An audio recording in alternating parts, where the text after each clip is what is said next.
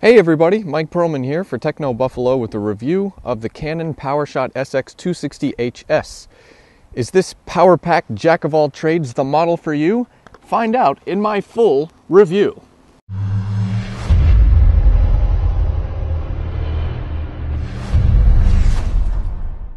Ladies and gentlemen, welcome to my Canon PowerShot SX260 HS review. This camera is going to be very popular on the shelves at Best Buy, at your local electronics store, and I'll tell you why throughout this review. The SX260 HS replaces last year's SX230 HS, a camera that brought GPS and a few other advanced features to the table. For 2012, Canon has added quite a few new features to its compact mega zoom camera. First, we'll discuss design. The Canon PowerShot SX260 HS now has a rubberized right-hand grip, so it's a little bit easier to hold, and Canon also abolished that unsightly GPS hump that was found on the SX230.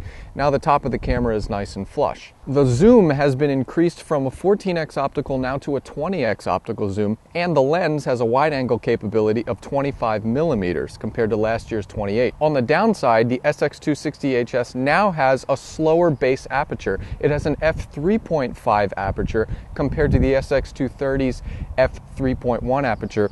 That's about a stop difference, and I believe it made an impact in low light shooting. Although the camera's battery performance was not one of the best I've seen, I found that this battery pack offered a little bit more juice than the SX230's. One of the best things about the SX260 HS is that the flash does not pop up automatically when you power the camera on. It only pops up when you select flash in the menu system. Now with this extra space on top, I think Canon should have taken the mode dial and migrated it up here, because it's very easy to inadvertently select modes while you're trying to fiddle with the shutter button or zoom toggle. And lastly, Canon carried over the same 460K 3-inch display as found on the SX230 HS. And since this camera is $50 more, I think we needed at least bare bones minimum a 921,000 pixel display. Canon really packed a lot of new and intriguing features into this model. First off, we'll start with the Smart Auto mode, which has been increased from 32 predefined scenes to 58 predefined scenes. What I found was a better auto mode that proved itself as one of the best auto modes in the point-and-shoot market. This camera still has those fun, lovable digital filter effects like toy camera, miniature, and color accent. There are a gaggle of scene modes on the SX260 HS, and we could still make color filter adjustments. Now for manual controls, this camera is pretty power-packed. It has a 15-second shutter, it has an ISO that goes up to 3200, and it has plenty of white balance options. On the downside, I found the aperture range to be very short. f3.5 to f8.0 is really nothing to write home about. I also wasn't crazy about the manual focus. With this LCD screen resolution, it is very difficult to really fine-tune the focus. And overall, I found this camera to be a little bit slower than its competition.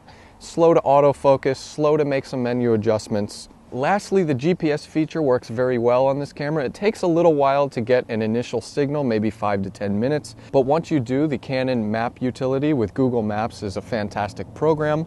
Just be sure if you do GPS logging to turn it off before you go to bed, because you'll wake up with a dead Canon in the morning. Now let's talk about some of the more unconventional features Canon injected into the SX260 HS.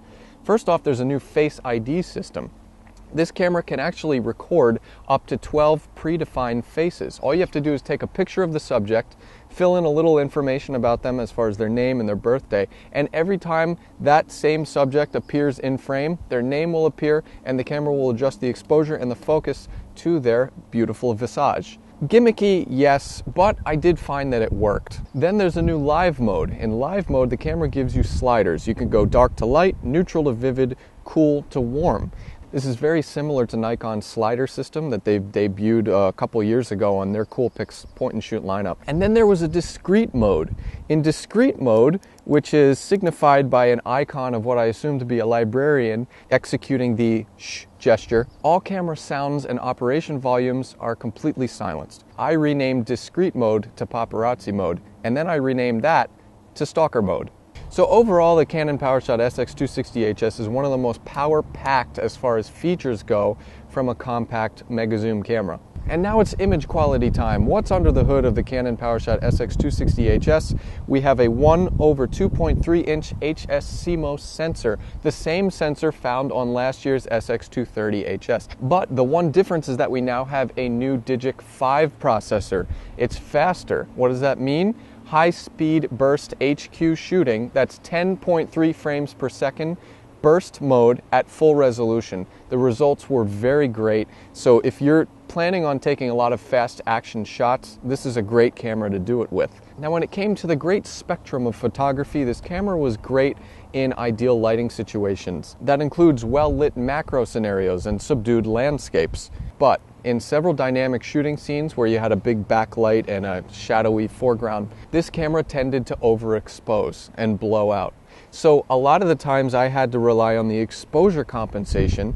Now that's an easy adjustment for an advanced shooter to make, but most beginners will think that exposure compensation is some kind of deep psychological complex. Low light exposure was pretty decent with the SX260 HS. However, certain high ISO images were a bit muddy as far as noise goes. Another thing about low light is that the auto white balance on the Canon PowerShot SX260 HS is fairly weak.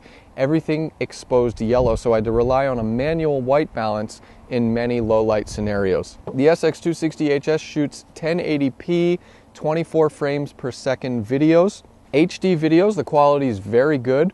I was quite impressed with the videos from this camera, but I needed a more extensive video control suite like you find on Panasonics. And Panasonics are shooting AVC HD video at 60 frames per second. That's pretty superior to what you find with 24 frames per second. So as far as image quality goes with the Canon PowerShot SX260 HS, it's a very good performer. However, it needs a little refinement. It needs user input in order for you to get the most out of this camera. And that's not going to be a good thing for most beginners. Now it's time for the Buffalo call with the Canon PowerShot SX260 HS. My advice is to go for a Canon PowerShot SX230 HS because the price will likely drop now. Or wait for my review of the Panasonic Lumix DMC ZS20 coming up soon. But for now, this has been the Canon PowerShot SX260 HS review. For all image samples and videos, be sure to go to technobuffalo.com. I'm Mike Perlman. I'll see you guys later.